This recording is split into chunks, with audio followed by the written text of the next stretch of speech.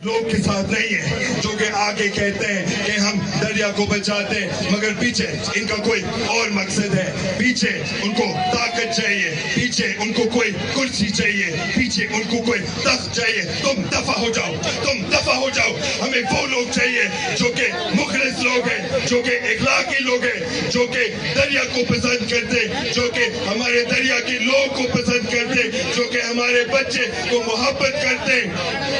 ہمارے اس ظلم جو ہم دیکھ رہے ہیں،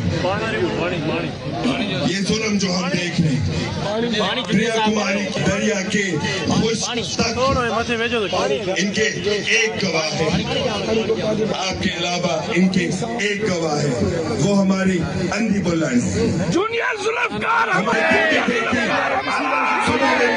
سنو میری بات، ہمارے اندھی بلند ٹھیک ہے جانور ہے، مانتا ہوں، مگر اس نے کتنی دیکھی ہے. منجدرو دیکھیے،